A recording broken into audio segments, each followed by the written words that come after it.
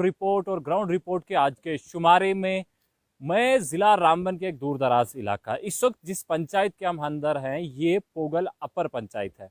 लेकिन यहाँ लोगों की बात करें, यहाँ वो लोग हैं जो पोगल से ताल्लुक रखते हैं, चाहे वो मलीगाम से हो, पल्ला से हो, पोगल लवर से हो, पोगल अपर से हो, क्योंकि यहाँ पर ये कारोबार की गर्ज से यहाँ पर आए हुए हैं, कारोबार कर रहे हैं। अब इन लोगों से जानेंगे, क्योंकि अगर जिस जगह पर हम हैं इस आप देखेंगे तो एक बस स्टैंड के नाम से भी जाना जाता है, क्योंकि यहाँ पर जो पोगल जो भी गाड़ी आती है वो यहाँ पहुँचती है।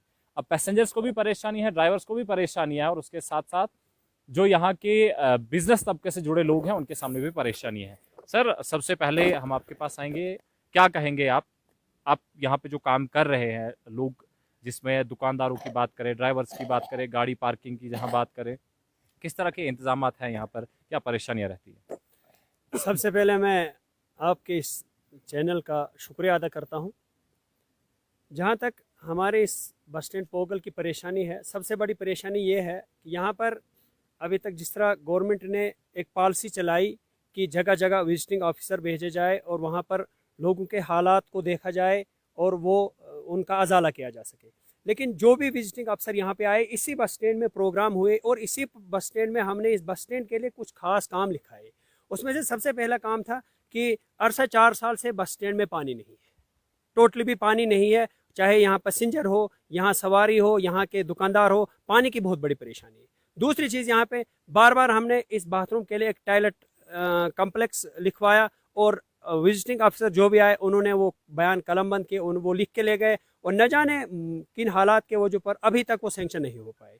और तीसरी चीज़ बस स्टैंड की वो ये है कि यहाँ पे हमने मतलब जिस तरह सफाई के लिए हर जगह हर बस स्टैंड में कुछ मुलाजिम गवर्नमेंट रखती है, लेकिन यहाँ पे हमारे इस पोगल में अभी तक कुछ ऐसा माहौल नज़र नहीं आ रहा है। जिस तरह आप देख रहे हैं बस स्टैंड की हालत, आप अगर अब मैं कैमरामैन से गुजारिश करूँ, अगर ये कैमरा थोड़ा घुमाएगा इस हमें मालूम हो जाएगा कि बस स्टैंड की हालत क्या है। और दूसरी चीज़, यहाँ पे हमने बार बार लिखा है बस स्टैंड से हाई सेकेंडरी हमारी एक शान है, वहाँ के लिए हमने टाइल वर्क काम बार बार लिखाया, लेकिन कोई मंजूरी नहीं हो रही है।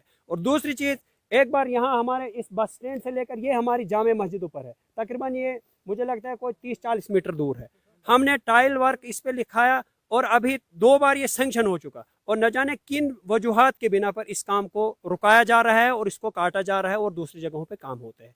और यहाँ पे जो मेन प्रॉब्लम है हमारे इस पोगल की, इस चाहे वो हम उस अपने 3 टायर सिस्टम का जो है निज़ाम गवर्नमेंट ने चलाया उसकी बात करें, या इसके अलावा जो सरकार आज बार बार वादे करती है कि हम गरीबों के लिए मकान दे रहे हैं, हम गरीबों के लिए घर घर पानी पहुंचा रहे हैं, हम गरीबों के लिए स्कूलों का इंतजाम करा रहे हैं, तो वैसा अभी इस पोगल में कुछ नज़र नहीं आ रहा है। चारों तरफ से पोगल को जो है परेशानी है। चाहे आप कोई भी मामला ले, आप पानी का मसला ले, बिजली का मसला ले, जिस तरह हमने पहले भी कहा, या आप इसके अलावा स्कूलों का मामला ले, सुतेली माँ जैसा सलूक जो है इस पोगल के साथ किया जा रहा है। चलिए, एक और साथी हमारे साथ, हम इनसे बात करेंगे। सर, क्या कहेंगे आप, अगर इस पोगल अड्डे की जहां बात करें, पीएमजीएसवाई की ये रोड है, अगर यहाँ पे बसेज आ जाएं या कोई टिप्पर डंपर या ट्रक आ जाए तो उस वक्त यहाँ पर कितनी गाड़ियाँ पार्क करने की गुंजाइश होती है? देखिए सर, सबसे पहले मैं आपके गुलिस्तान न्यूज़ का चैनल का तहे दिल से शुक्रिया करता हूँ और आपका कि आप बहुत दूर इलाके से यहाँ पहुँचे।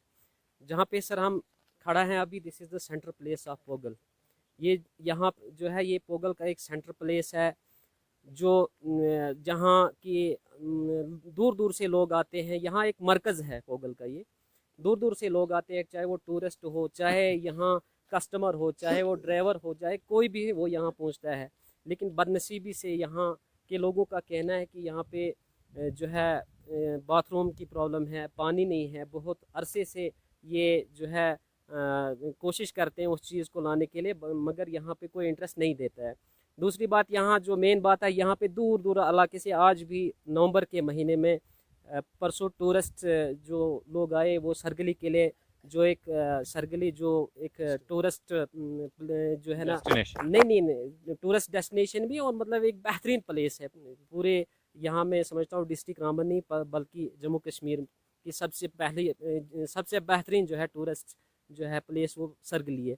यहाँ पे टूरिस्ट आते हैं, उनको यहाँ पे फैसिलिटी जो है वो नहीं मिलती है, और हमारी जो कोशिश है हमारे ये है कि उनको यहाँ पे अच्छी तरह से मतलब फैसिलिटी मिलनी चाहिए कि वो यहाँ से निकल के आगे दूर इलाके में जाके वो सरगली का नाम लेके जो है हमारी सरगली का और भी नाम बड़ा हो। सर गली को एक्सप्लोर करें। Yes sir, yes sir. चलिए जी, आपके पास आएंगे सर। आप यहाँ के व्यापार मंडल के सदर भी हैं, तो व्यापार मंडल के लोगों को क्या परेशानी है?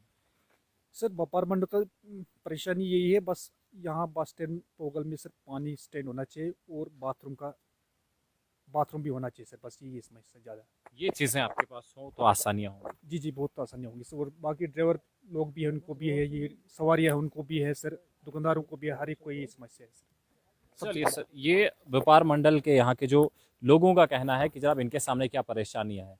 ये तो आपने देखा कि इस वक्त जिसे हर्ट ऑफ द पोगल कहा जाता है, वहाँ का जो व्यापार मंडल है यहाँ पे, उनकी परेशानी क्या है वो तो हमने सुनी, लेकिन कुछ और लोग हैं, हम उनके पास भी चलेंगे और उनसे भी जानेंगे कि उनकी क्या परेशानी है। बन के दूर दराज के इलाका सुंबड़ से हैं और सुंबड़ के लोगों का क्या कहना है जनाब? सुंबड़ के लोगों की रास्ता है, हम एक घर हो चुके हैं, ना हमें मुआवजा मिल रहा है, हम रो रहे हैं एडीसी साहब के पास भी। और नारदान रेलवे जो है वो हमारे साथ बार बार धोखा करती है। नारदान रेलवे और इरकान हमारे साथ बार बार ठुकराती है। हमें खुदकशी करने का इख्तियार मिलना चाहिए, हम खुदकशी करेंगे।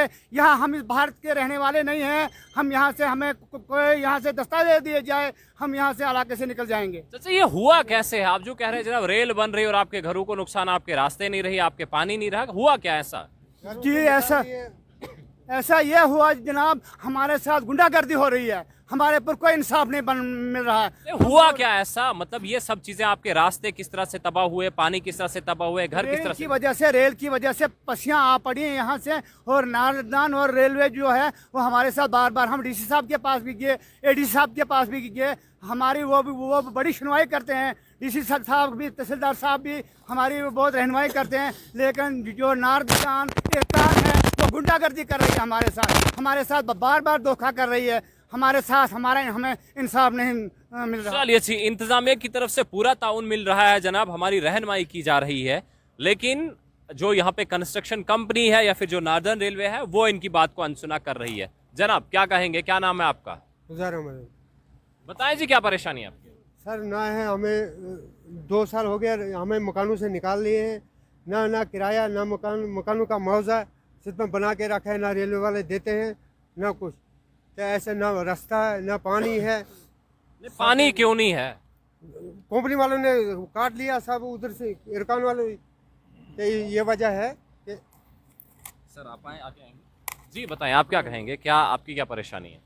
सर परेशानी ये है कि सुमड़ स्टेशन यार्ड के पास जो है यहाँ पे कटिंग चल रही है और कटिंग की वजह से यहाँ पे ऊपर से सारा का सारा इलाका गिर के आ गया, जिसकी वजह से ये मकान भी जो है डैमेज हो चुके हैं, ख़त्म हो चुके हैं। और आप ऊपर सामने देख सकते हैं कि पूरी ज़मीन ख़त्म हो चुकी है।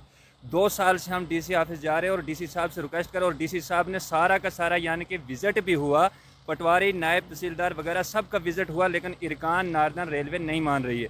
इरकान के पास जाएं तो वो कह रहे हैं कि नारदान वाले साइन नहीं कर, और नारदान वालों के पास जाएं तो वो कह रहे हैं हमने सारा डाटा इरकान को दे दिया, और वो वहाँ से कहते हैं कि डीसी साहब के पास, और डीसी साहब भी बार बार लेटर निकाल रहा है। हम शुक्रगुजार हैं डीसी साहब के कि जिस डीसी साहब ने बार बार हमारा साथ दिया है, लेकिन इरकान नारदान रेलवे जो है वो गुंडागर्दी कर रही है। आप सामने देख सकते हैं सर कि सारी की सारी माल की ज़मीन ऊपर से घिस के आ चुकी है, ना ही इसका पैसा है, ना ही इसमें पानी है, ना कुछ है। मुश्किलात का हमें हमेशा सामना करना पड़ता है। आप देख सकते हैं कि किस तरह से इसको ख़त्म कर दिया गया है। जब हम यहाँ एक चाचू से बात करें थे, इनका ये कहना है कि जनाब हमारे सड़क भी नहीं रही, पानी भी नहीं रहा, घर भी नहीं रहे, तो सड़क जो पानी रास्ते इनको क्या होगा? सर कटिंग की वजह से सारे गिर गए, सारे के सारे कटिंग की वजह से गिर चुके हैं। कि आप देख सकते हो कि कटिंग की वजह से यहाँ पे पहले ज़मीनें हुआ करती थी, उसमें पानी हुआ करते थे, लेकिन आज एक पानी बचा हुआ आगे, जिसकी वजह से ऊपर से अगर हम नीचे से जाएं भी, अगर किसी तरह से चला भी जाएं तो पत्थर का खतरा हमेशा रहता है। और रास्ता आपके सामने है कि सारा का सारा रास्ता गिर चुका है, जिसकी वजह से हमारा गुज़श्ता साल यानी कि पिछले साल में एक बंदा भी मर चुका है। वो कैसे मरा? वो बंदा पानी वहाँ से मोड़ने के लिए, क्योंकि पानी अपने पिशवी अपने बच्चों के लिए पानी लाने के लिए गया, और इसी वजह से पत्थर आया और पत्थर उसके सर में लगने की वजह से बंदे की डेथ हो चुकी। लेकिन अफसोस की ये बात है कि कंपनी ने आज तक उसका भी कुछ नहीं सोचा है, अभी तक मुआवजा नहीं, उसका मुआवजा भी नहीं मिला है, न ज़मीनों का मुआवजा, न मकान का मुआवजा, और न ही उस बंदे का मुआवजा हुआ है। एक चीज़ जो हम सरकार की सुन रहे हैं कि सरकार की तरफ से पैसा भी दिया जा रहा है, जनाब आप घर बनाए हम आपको पैसे देंगे, PMAY प्रधानमंत्री आवास योजना, तो क्या यहाँ के लोगों को वो पैसा मिला है? और अगर मिला है तो ज़मीन ही नहीं तो बनाएंगे कैसे? कैसे लगता है आपको? सर पैसा तो मिला है, पैसा हमें सरकार की तरफ से जो है वो मिला है, लेकिन मकान बनाएं कहाँ? ज़मीन हो तो मकान बनाएंगे ना, जब ज़मीन ही ख़त्म होगी तो मकान किस पे बनाएंगे? चलिए जनाब, ये वो लोग हैं जो मजलूम हैं, इनके साथ जुल्म हो रहा है। अब इनके साथ किस तरह का जुल्म हो रहा है, हमारे साथ एक चाचू हैं, हम इनसे बात करेंगे। जी बताएं, क्या नाम है आपका? अब्दुल्ला। क्या परेशानी है जी? परेशानी जनाब जी, मकान भी हमारा चलेगी, ज़मीन भी चलेगी, माइग्रेट हो रहे हैं हम हैं। आज मकानों का मुआवजा छोड़ेंगे, कल छोड़ेंगे, परसों छोड़ेंगे, ये वक्त आ रहा मुआवजा नहीं छोड़, मुआवजा जगह नहीं है, हम कहाँ बैठेंगे कहाँ? अगर हम माइग्रेट हम उन्होंने आखा उस वक्त आखा जी तुमको किराया देंगे, हम किराए पर मकान करो, कमरा करो, किधर हम किराया देंगे तुम्हारा। वो किराया भी नहीं, हमको खाने के लिए भी नहीं, कुछ भी, क्या करेंगे यहाँ? चलिए जनाब, ये वो बुजुर्ग है जिनका कहना है कि जनाब कहा था कि आप कमरे पे घर, किराए पे घर ले लीजिएगा, कमरा ले लीजिएगा, हम आपको किराया देंगे, लेकिन वो नहीं मिला। हमारे साथ एक और शख्स है, इनसे बात करेंगे। जी बताएं, क्या कहेंगे आप? जी बोलूँ तो बोलूँ क्या, होश भी बेहोश है, आंसू गिरते हैं पब्लिक के, ये पब्लिक भी खामोश है। जनाब मेरी ज़मीन सब गिर गई, रास्ते गिर गई, मेरा पूरा वार्ड जो था वो ख़त्म हो चुका है, लेकिन आज तक हमें कोई भी किसी किस्म की सहूलियत न मिली। पानी नहीं है, रास्ता नहीं है, मकान नहीं है, ज़मीन नहीं है, सिर्फ यहाँ से ठगाते हैं। लाखों रुपए हमने खर्च कर दिए, लेकिन हमारा कुछ नहीं बना सर। किस चीज़ पर आपने लाखों रुपए खर्च किए? यहाँ से सर रामन जाते हैं, रामन से संगलदान, संगलदान से रामन, रामन से संगलदान, तो हमारा किसी ने भी कोई सुनवाई नहीं की। यहाँ के गांव के खड़पेंच सरपंच जो हैं, उनको मोतबर आदमियों को मैंने सुबह से दावत दी, किसी ने हमारे पर कोई किसी किस्म का यहाँ आने का नहीं कहा। कितना वक्त हो गया आपको इस तरह की परेशानियों से गुजरते? 2-3 साल हो गए सर, 3 साल हो गए हैं, और हमारी ज़मीन चीज़ें यानी कंपनी की जानिब से हो रही है। कंपनी ने दबा के रखे सर। चलिए जी, एक बुजुर्ग है हमारे साथ यहाँ के फार्मर सरपंच भी हैं। खालिक साहब, सर आपके पास आएंगे। क्या कहेंगे आप, ये जो यहाँ पे तमाम चीज़ें हो रही हैं, लोग परेशान हैं, लोगों का कहना है कि जब रेल चले, लेकिन हमारे घरों को उजाड़ कर इस तरह से रेल चलेगी तो ये जुल्म होगा हमारे साथ। किस तरह से देखते हैं आप, और कंपनी का रवैया लोगों के साथ किस तरह से?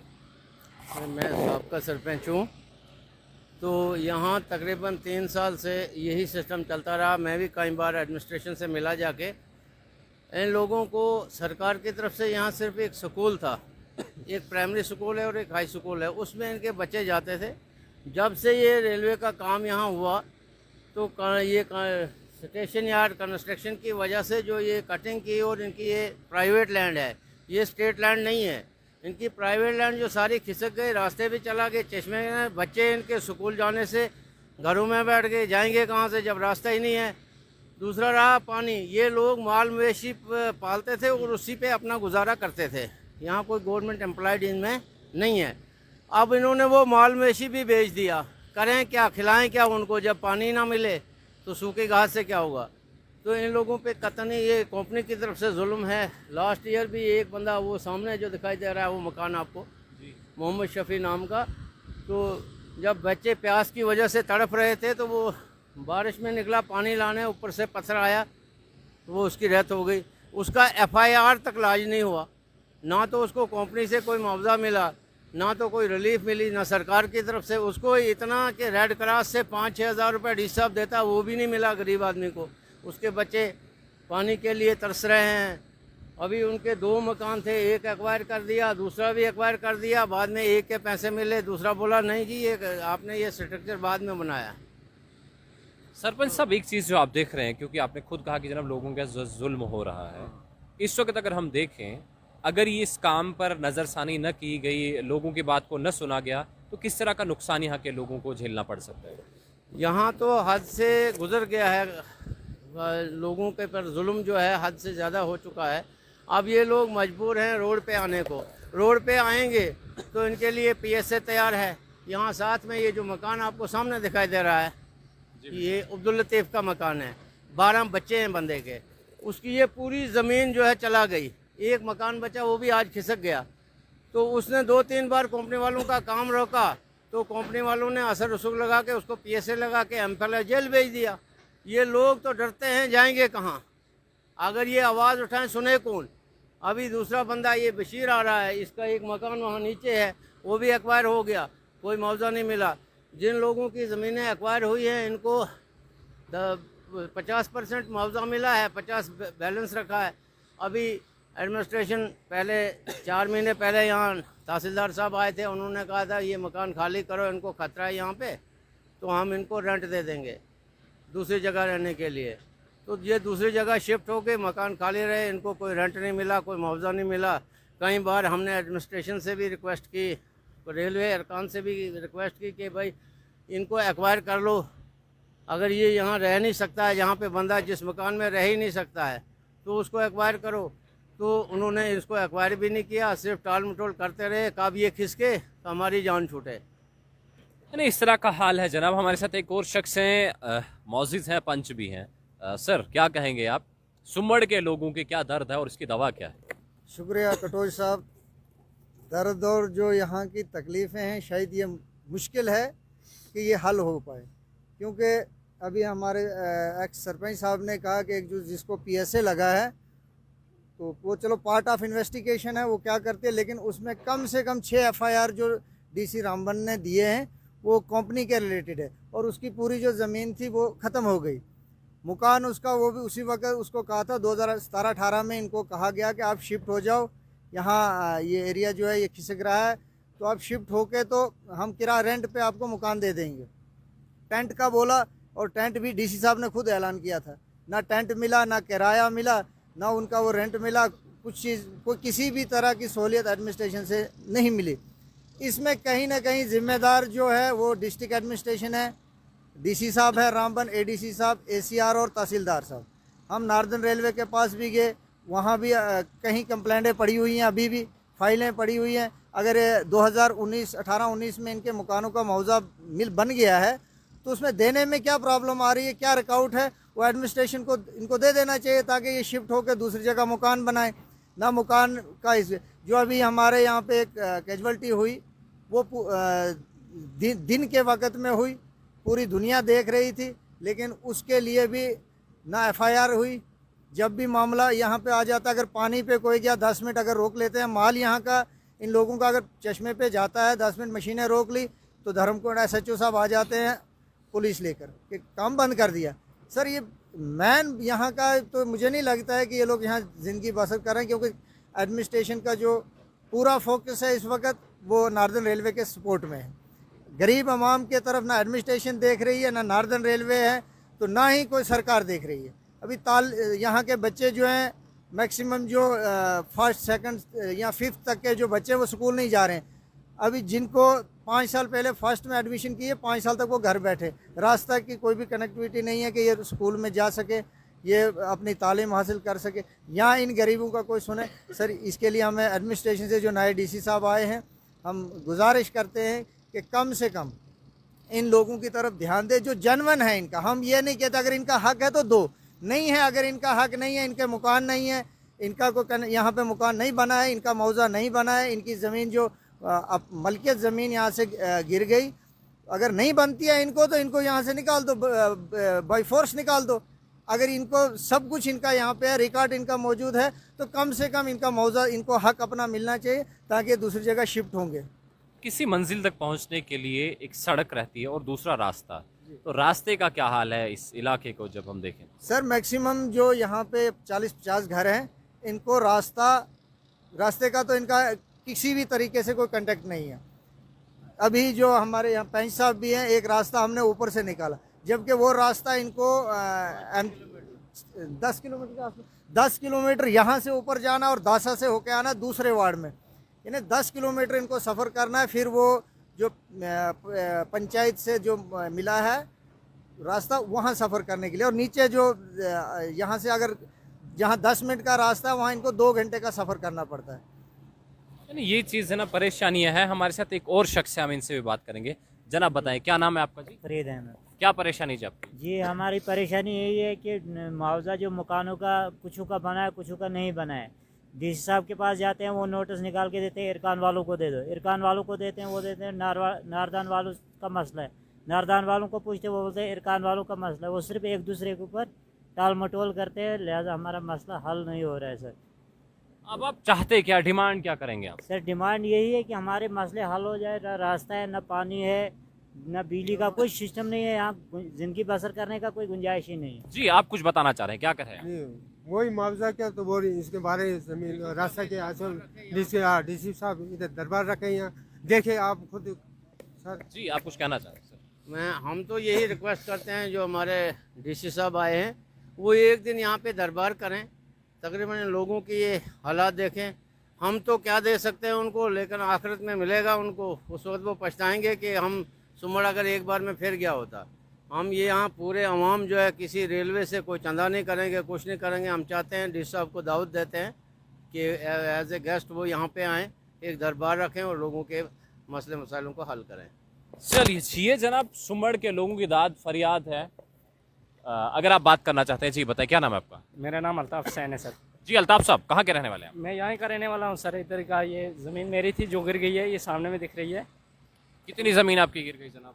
सर ये देखो पूरा ऊपर तक गई है, पसी पूरी ज़मीन ही निकल गई। जमीन का मुआवजा मिला आपको? नहीं सर, नहीं मुआवजा मिला है, नहीं कुछ मिला है। और 3 दिन से गाय मेरी प्यासी हैं, 2 गाय रखी हुई हैं। ना पानी पे जाने का रास्ता है, ना खुद उठा के पानी ला सकता हूँ, ना कहीं पानी है। तो क्यों पानी का रास्ता भी नहीं है, पानी भी नहीं है, रास्ता भी नहीं? देखो ना सर, ज़मीन गिर गई है उस साइड में, पहाड़ है उस साइड में, उधर तो जाने का रास्ता नहीं। इधर गाँव को गाय को लाऊं तो लाऊं किस रास्ते सर? ना रास्ता, ना पानी, ना कुछ, प्यासी मर रही है। घर पे कौन कौन है आपके? घर पे मम्मी है, डैडी है, भाई है मुश्ताक। अब रास्ता भी आपके पास नहीं रहा, पानी भी आपके पास नहीं रहा, तो आप सरकार से डिमांड क्या करेंगे? सर ना रास्ता है, ना पानी है, ना ज़मीन है। आप चाहते क्या हैं आप? क्या चाहेंगे सर? अब जिंदगी तो ऐसे ही ख़त्म हो गई है, इसी परेशानी में तो मरना ही है। पानी ना, पानी जब बंद हो गया तो फिर क्या हमारे पास क्या रहेगा? सरकार की तरफ से कुछ अरबों रुपए लगाया जा रहा है इस चीज़ पर कि जनाब आप घर घर पानी पहुंचाए, घर घर नल, घर घर जल, तो क्या वो काम यहाँ नहीं चल रहा? नहीं सर, कहाँ चल रहा है? रेलवे की वजह से पानी, हमारा जो चश्मा एक था तो वो भी सूख गया है। पानी है ही नहीं हमें, ना पाइपें हैं, ना पानी है, ना कुछ है सर। अब डिमांड क्या करेंगे आप? यही सर, आप लोग देख रहे हैं, सामने देखनी है, ना पानी ना कुछ है सर। यही तो हम सरकार से कर रहे हैं, 3 साल से कर रहे हैं सर। चलिए जनाब बहुत शुक्रिया आपका। आपने देखा कि आज सुमड़ के इलाके में जब हम पहुंचे, यहाँ के लोगों से बात की, यहाँ के लोगों का क्या कहना था, यहाँ के लोगों का दर्द क्या है, दवा क्या है, परेशानियाँ क्या, आसानियाँ क्या है, इनकी डिमांड्स क्या है। हालांकि यहाँ पर हमने देखा कि लोगों का कहना है कि जनाब इंतजामी अमूर चलाने वाले लोगों की जानब से चिट्ठियाँ तो लिखी गई है, उनकी जानिब से खत लिखे गए हैं, ऑर्डर, सर्कुलर, नोटिस जारी किए गए हैं नॉर्दर्न रेलवे को कि जनाब आप इनकी मुश्किलात को सुने और उनका अजाला करें। लेकिन अब जब हम नॉर्दर्न रेलवे की बात करें तो उनकी तरफ से इनकी बातों को जो है टाला जा रहा है, उनकी बातों को अनसुना किया जा रहा है, यहाँ के लोगों का कहना है। और अगर हम देखें, क्योंकि सरकारी पॉलिसीज़ की बात करें, सरकारी प्रोग्राम्स की बात करें, सरकारी स्कीम्स की बात करें, तरह तरह की स्कीमें चलाई जा रही हैं ताकि लोगों को आसानियाँ मिले। घर घर जल, घर घर नल एक प्रोग्राम है कि जनाब हर घर पानी पहुँचाए। लेकिन यहाँ के लोगों की जब हम बात करते हैं तो यहाँ के लोगों का ये मानना है कि जनाब हमारे पास जो पहले से कुदरती चश्मे थे वो इस वक्त सूख गए हैं, खुश्क हो गए हैं, क्योंकि यहाँ पर रेलवे का काम चल रहा है। और रेलवे का काम चल रहा है, जब रॉड बोल्टिंग होती है तो पानी जो है ज़मीन बोस हो जाता है, जज़ब हो जाता है और चश्मे खुश्क हो गए हैं एक तरफ। दूसरी तरफ अगर सुमड़ इलाके में धान की खेती भी होती थी, आज की डेट में वो नहीं हो पा रही, इसलिए कि जनाब जो नहरें उन धान के खेतों तक पहुँचती थी वो नहीं पहुँच रही है, कंस्ट्रक्शन काम के चलते वो भी तबाह व बर्बाद हो गई है। सरकार का एक बड़ा प्रोग्राम PMAY, प्रधानमंत्री आवास योजना, जिसके तहत लोगों को इमदाद दी जाती है कि आप घर तामीर करें। ठीक है जनाब, यहाँ के लोगों को वो इमदाद भी मिली, इन्होंने घर भी बनाए, लेकिन अब वो घर खतरे में है। और घर खतरे में होने के साथ साथ अहल व अयाल भी खतरे में है, माल मवेशी भी खतरे में है, क्योंकि जनाब रेलवे का जो स्टेशन यार्ड सुमड़ का काम चल रहा है उसके अर्थ कटिंग की वजह से ज़मीनें बह गई हैं। जहां हम एग्रीकल्चर लैंड की बात करें, तबाह बर्बाद हो गई है। यानी लोगों का जो वाहिद ज़रिया आमदन था, या तो फसल से वो अपना गुजारा करते थे या माल मवेशी पाल कर, लेकिन अब दोनों ही चीज़ें रह नहीं रही है जनाब, क्योंकि आपके पास फसल उगाने के लिए ज़मीन की ज़रूरत होती है अगर आप काश्तकारी करते हैं। लेकिन अब जब ज़मीन न रही तो काश्त करेंगे कैसे, और जब काश्त करेंगे नहीं तो घास होगी कैसे, माल मवेशी के लिए चारा आएगा कहाँ से, और जब वो चारा नहीं आएगा तो माल मवेशियाँ पालेंगे कैसे। यानी ये चीज़ कि इन लोगों की ज़िंदगियाँ खतरे में हैं, और ख़तरे में इस तरह से हैं कि घरों को जनाब नुकसान हो रहा है, और इंतज़ामिया के लोगों ने कह दिया है कि जनाब आप घर खाली करें क्योंकि यह अनसेफ है एक तरफ। दूसरी तरफ जो इनका ज़रिया आमदन है वो भी खतरे में है, खतरे में नहीं बल्कि उस पूरी तरह से इनके हाथ से छीना हुआ है। वो इसलिए कि जनाब एग्रीकल्चर लैंड बची नहीं, काश्त आप कर नहीं सकते, माल मवेशियाँ पाल नहीं सकते, तो परेशानियाँ लोगों के सामने है। यानी ये चीज़ कि सुमड़गे इलाके के अंदर जब हम आए, जब यहाँ के लोगों से हमने बात की, यहाँ के लोगों का यही कहना है कि जनाब ठीक है, सरकार है, कहीं सरकार काम कर रही है, थोड़ा बहुत फ़ायदा भी हो रहा है, लेकिन फ़ायदे के बाद हमें जो खतरा है, जो नुकसान है, उस जानिब को तवज्जो दे नहीं दे रहा। इंतज़ामिया की जानिब से जनाब रिकॉर्ड हमने देखा कि बराबर मेंटेन किया गया है। नॉर्दर्न रेलवे को चिट्ठियां भी, तजवीज़ भी दी गई कि आप इन लोगों का मुआवजा फराहम करें। कुछ लोगों का मुआवजा बन गया, कुछ लोगों का मुआवजा नहीं बना, लेकिन जिन लोगों का मुआवजा यहाँ के लोगों के मुताबिक 2019 में बना हुआ है, 2023 का साल भी आखिरी महीनों में एंटर हो चुका है, यानी आखिरी मराहिल में दाखिल हो चुका है, लेकिन अभी तक इन लोगों को मुआवजा नहीं मिल पाया। अब देखना यह होगा कि कब उन लोगों की आँख खुलेगी, कब उन लोगों की आँख खुलेगी जो ट्विटर हैंडल के जरिए से इंफॉर्मेशन लोगों तक पहुंचाते हैं, बड़ी बड़ी अचीवमेंट्स लोगों तक पहुंचाते हैं दिल्ली में बैठे बैठे कि जनाब हमने बहुत बड़ी अचीवमेंट जो है हासिल की है, बहुत बड़ी कामयाबी हमें मिली है, ट्रेन हम चलाएंगे। लेकिन ट्रेन किस तरह से चल रही है, यहाँ के लोगों पर उसका क्या असर पड़ रहा है, यानी ये चीज़ कि एडवांटेज डिसएडवांटेज हर चीज़ के होते हैं। एडवांटेज तो दिखाए जा रहे हैं, लेकिन डिसएडवांटेज क्या है वो कब देखे जाएंगे, कब लोगों की मुश्किलात का अजाला किया जाएगा, ये